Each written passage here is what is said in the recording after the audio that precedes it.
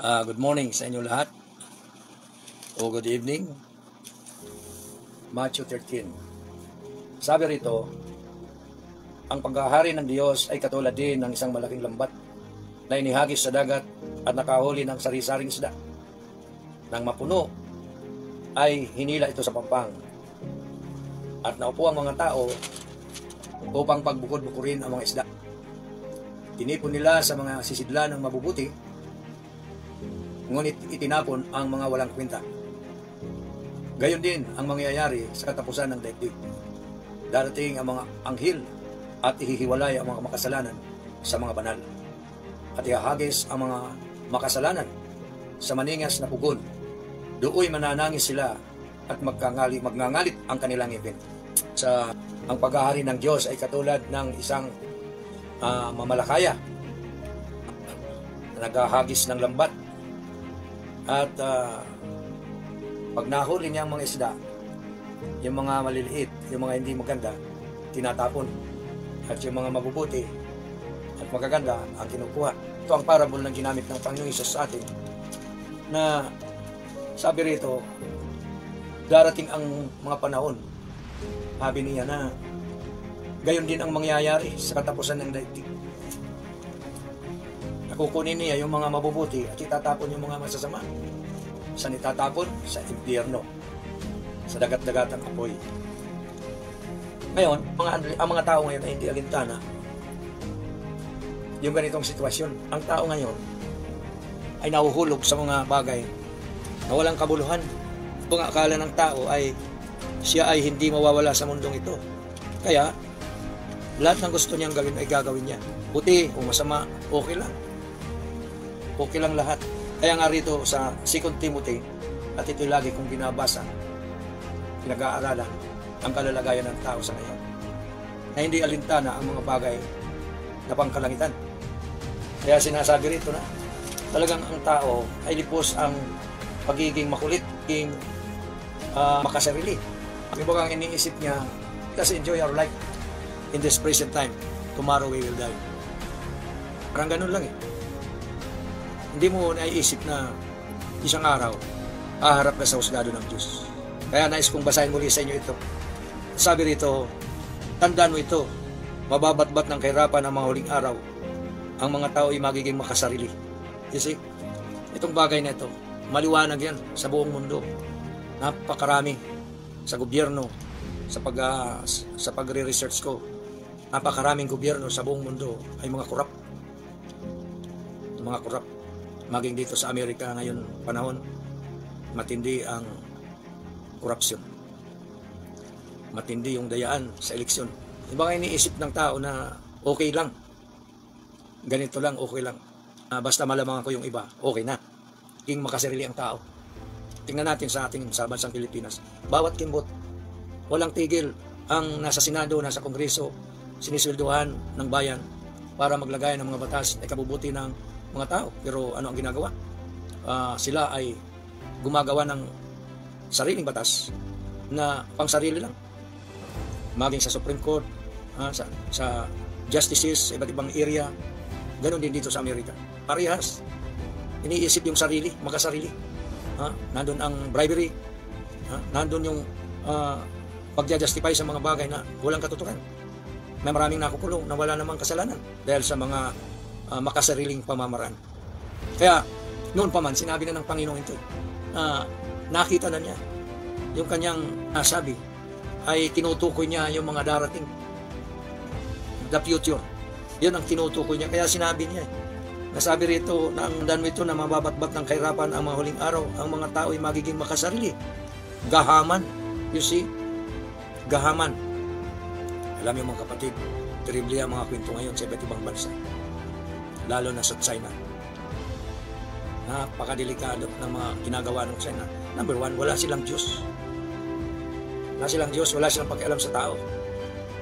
Kaya ngayong pandemyang ito, ginawa nila ito. Para kontrolin ang mundo. Totoo yan mga kapatid. Ito ay ang tinatawag na biological weapons. Gumawa sila ng sakit na ikinalat sa mundo para kontrolin ang tao. Kasabwat ang WHO. World Health Organization. Kasasabwat sila. Bakit? Find out ni Trump na hindi sila nagbibigay ng tamang information tungkol sa ganito. Kung alert ang WHO, ang World Health Organization, dapat noon pa, alam na yan. Pero wala eh. Kaya naikalat ito sa buong mundo. So ngayon, kaya nga nung sabi rito, sila'y magiging gahaman sa salapi. Totoo yan. Umiiral ngayon ay salapi, ang pera. Lahat ng klase ay gagawin. Magkaroon lang sila ng power and authority, gagamitin ang pera, at sila ay magiging gahaman. Iniisip ng tao na parang dito na lang sila titira. Pero hindi nila nalalaman na all these things will pass away. Sabi niya, ang lahat ng ito ay lilipas. Kaya kung ang tao ay matakot sa Diyos, hindi niya gagawin yung mga bagay na, pero wala eh. Talagang sabi ni Jesus, I am the way. Sabi ng tao, dito po ang way. Dito po ang daan. Pinipilit niya. So, hinayaan siya ng Diyos. Ito ang nangyayari sa mundo ngayon. Talagang, nagiging miserable. Marami akong ikikwento sa inyo mga kapatid. Pero, sa mga susunod, pinapaalam ko lang sa inyo. Katulad niyan, magiging gaman sa salapi, palalo, mayabang, mapang-alipusta. Makikita nyo sa mainstream media, dito sa Amerika, sa Pilipinas, laging ang balita nila masama. Laging balita nila puro mga negative. Pinaiinit nila, pinakukulo nila. Ang konting tubig, sila ang nagpapakulo. Sila ang sumisira, number 1, sa mundo. Kahit saan. Yung mga tinatawag na mainstream media, sila ang mga nagbabalita ng mga puro kasinungalingan. Dito sa Amerika, sa Pilipinas, sa ibang bansa, kung mayroong tinatawag na free speech, freedom of speech, sabi nga. Pero, ang ginagawa nila ay paghikayat sa mga tao na sirain ang kanilang bansa o ang kanilang gobyerno. Ito ang ginagawa ng mga mainstream media. Kaya kung tayo ay laging makikinig sa mga balita, sa television, sa radyo, at hindi ka magbabasa ng salita ng Panginoon, madadala ka, mararahuyo ka sa mga ganung bagay na puro kasinungalingan. Kaya importante mga kapatid na magbasa tayo ng salita ng Diyos. Kasi pag hindi ka nagbasa ng salita ng Diyos, kakainin ka ng sistema at wala kang kapanatagan. Wala kang naisip na maganda, ano kaya nangyayari ganito, ganyan. Bagamat may pag-asa. Sabi nga ang pag-asa natin ay tanging sa Diyos lamang. Pero ang takbo ng mundo na sinabi na ng Panginoon na ito'y magiging masama, pasama ng pasama in the future, ay binigyan na tayo ng warning. Kaya tayo ay winawarningan ng Diyos sa pamamagitan ng salita niya na nandito sa Biblia, na lahat ng bagay dito sa mundo na magaganap ay pinasulat na niya upang sa gayon malaman ng tao, maging aware ang tao sa mga mangyayari in the future.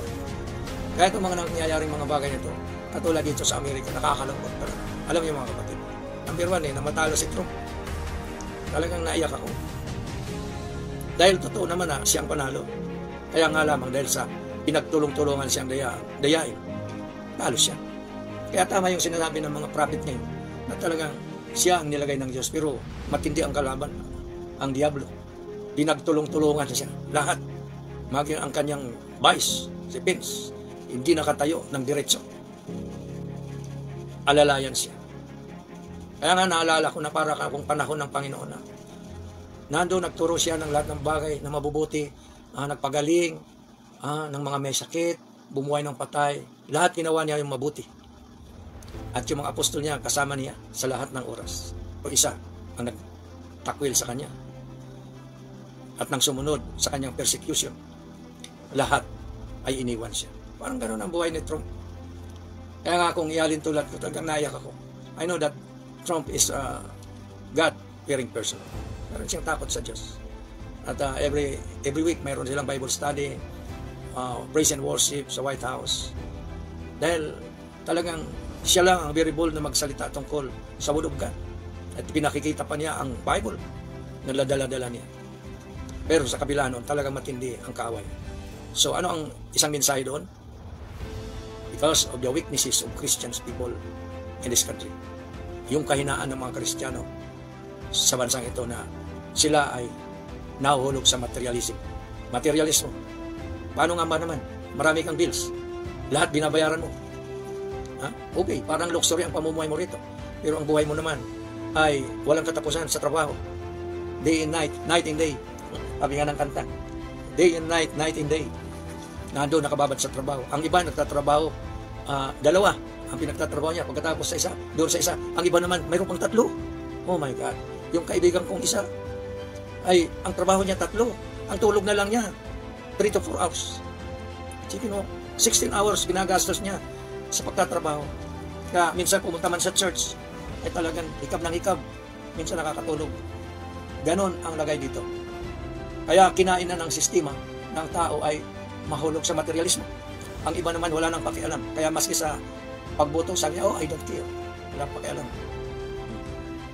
Kaya ang bansang ito, bagamat ito ay maka-Diyos, this is founded by Judeo-Christians, ay nahulog sa materialism.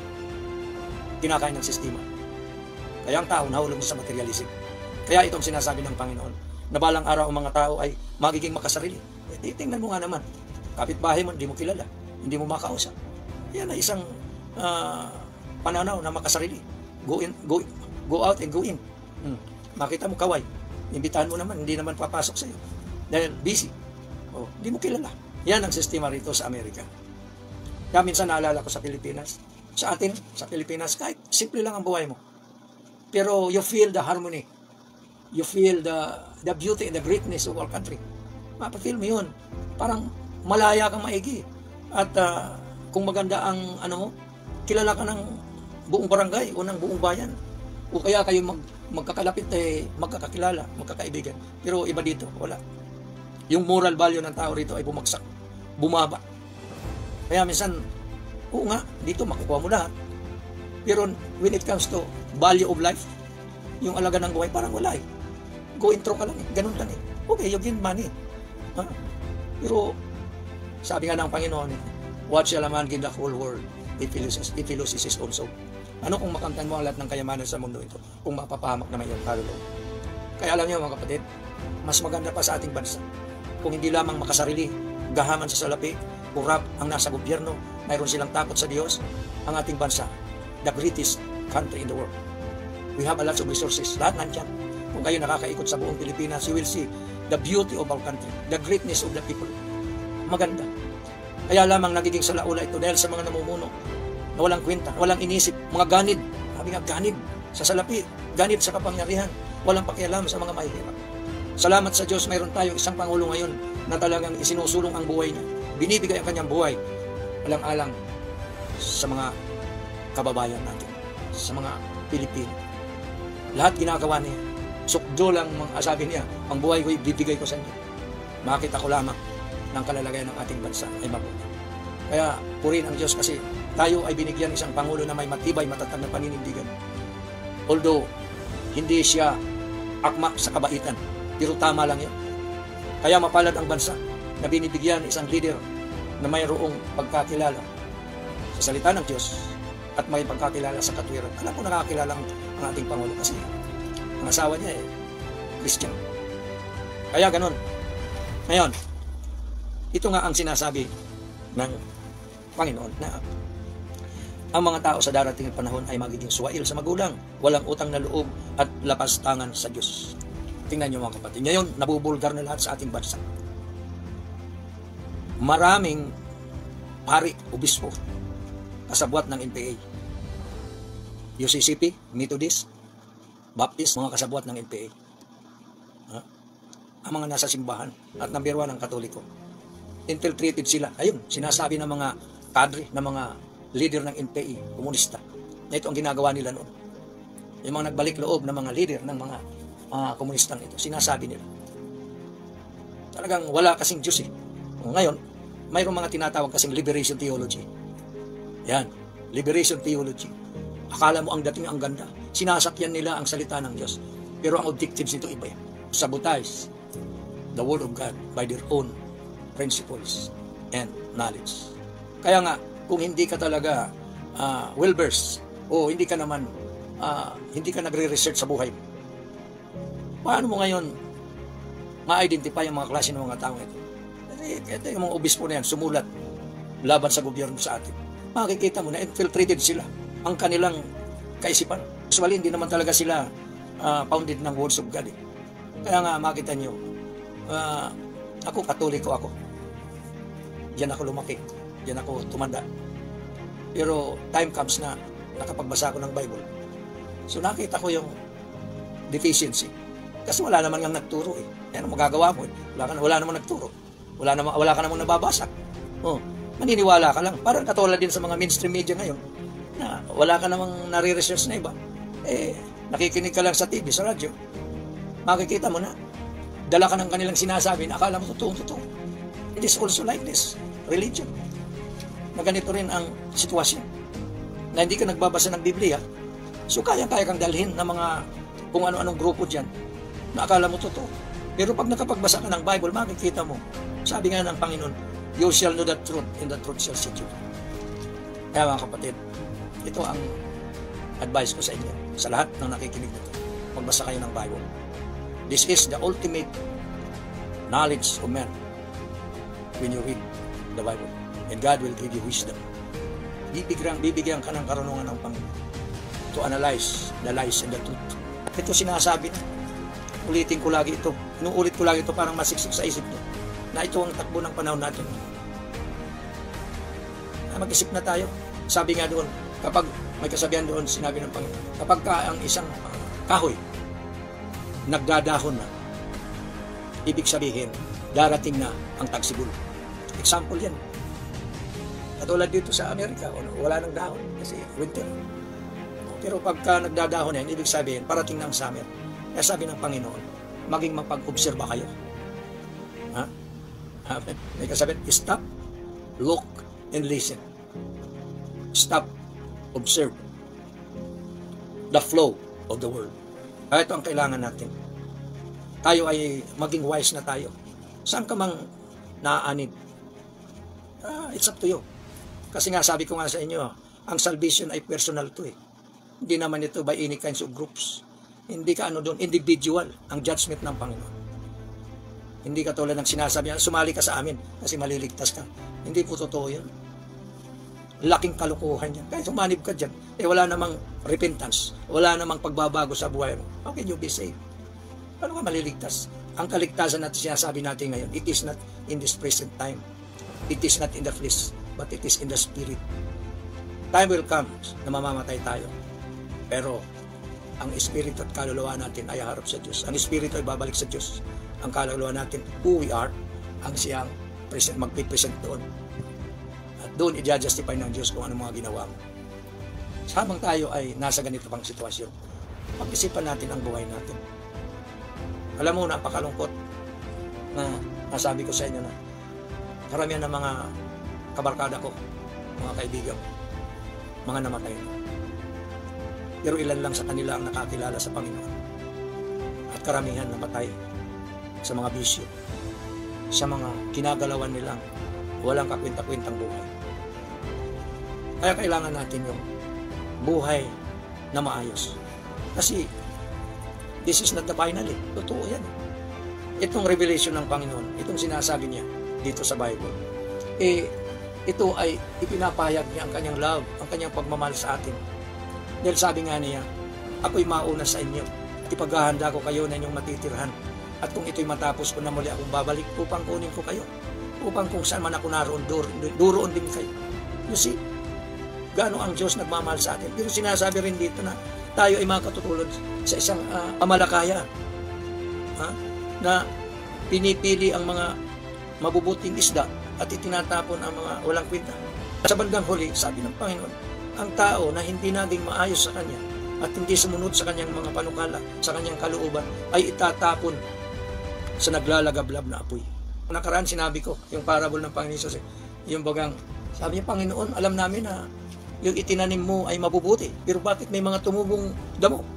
Sabi ng Panginoon, bunutin natin, linisin natin, para hindi maano yung mga trigo. Sabi ng Panginoon, hayaan nyo sila tumubo at baka mabunot ninyo yung mga trigo. Hayaan nyo sila na lumago, tumubo. Total, pagdating ng panahon, yung mga trigo dadalhin sa kamalig at yung mga damo itatapon sa apoy para sunugin. So isang parable sa atin yan, na kapag hindi ka naging mabuti sa harapan ng Panginoon, Ito ang makakalagayan mo. Ito ang hindi iniisip ng tao. Itong impyernong ito. Itong hell na ito. Akala nila, pag natapos ang buhay nila rito at namatay, it's done. Finish. Pero hindi po totoo yun. Sinasabi na ng Panginoon sa una pa na ito ang magiging kalagayan ng tao kapag hindi ka sumunod sa akin. Ayaw ko man na pumunta ka doon. Pero the judgment is true and final. I-judge tayo ng Diyos. There is a book of life. Mayroon tayong book of life ng lahat ng mga tao ay mayroong kaakibat na anghel written everything what you are doing, what you have done since birth up to the time that you die, no? Panahon hanggang sa mamatay ka. Everything it is written in the book of life according to the Bible, and you will face the final judgment. Haharap ka sa final na judgment sa harapan ng Diyos. At sabi ng Panginoon, makikita lahat doon. Makikita na lahat ng mga mata ang lahat ng iyong ginawa. Walang matatago.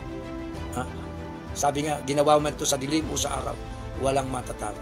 Mga kapatid, this is a final time to search our hearts.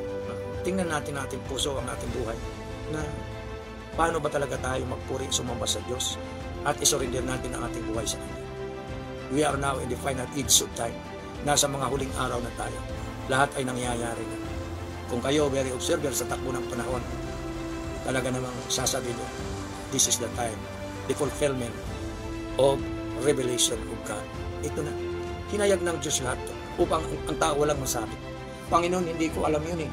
Hindi ko ano. Wala. In communication right now, lahat. Nandyan na lahat. Kung gusto mong mag-research, nandyan lahat. Wala ka ng ano. Sa Facebook, sa YouTube, sa internet, lahat nandyan. Kasi sinabi na ng Panginoon, in the last days, I will increase their knowledge. Sabi niya. Kaya, ayan, nagawa na lahat. Name it and you have it. Search it and you will find it. Ito ang totoo. Kaya hindi tayo pwedeng sasabihin natin, oh, Lord, hindi ko alam po yun eh. At saka walang nagsabi. Hindi totoo yun. Hindi mo lang binigyan ng panahon. This is the time, mga kapatid. Katulad ko na sinasabi ko ito sa inyo. Because I have a lot of experience. Matanda na rin ako. Pero, marami akong karanasan sa buhay. Halos lahat ng iro, marami. Sa ibang state nga, talagang halos buong state ay wasak. Patindi ng patindi. Bakit? Dahil ang tao ay ayaw magbalik loob sa Panginoon. Isipin mo, bansa natin napakaganda. Sinasalaula ng mga namumuno na walang Diyos. We are one of the richest country in the world. Pero hindi nagagamit sa tama dahil sa kagahamanan ng mga tao na nalagay sa posisyon. At sila'y nagbabangayan, nag-aawayan kung anong mga pinagdidibatihan. Pero self-interest, self-centered sila, makasarili. Kasi walang pagkakilala sa totoong Diyos. Sa simbahan, nakakamera pa. Nandiyan yung mga habang nakaluhod, kinakamera, akala mo totoo. Ang kanilang gawa, sabi ng Panginoon, you will know them by their fruits. Sa ating individual, makikita naman ang tunay na Kristiyano sa kanyang buhay. Kaya hindi nagsasabing ako'y Kristiyano ay totoo. Hindi po totoo yun. Hindi lahat ng Kristiyano ay totoo. Kung gumagawa ka ng mabuti at sumusunod ka sa kalooban ng Diyos, yun ang totoo. Dumadamay ka doon sa mga mahirap. Pero kung mahal mo ang Diyos, tumutulong ka sa mga mahirap. Alam mo na wala man lang na magagawa ang taong yan at mayroon ka. Abutan mo. Kaya tayo, mga kapatid, patuloy tayo, saliksikin natin ang Diyos sa buhay natin. Kailangan natin na matuto tayo na sumunod sa Diyos. Kaya sabi ng Panginoon dito, darating panahon ganito mga tao.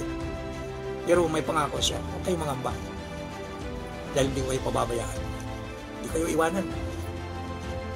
Inuutosan kita sa ngalan ng Diyos at ni Kristo Jesus na hatol sa mga buhay at sa mga patay. Alang-alang sa kanyang pagparito at pagkahari.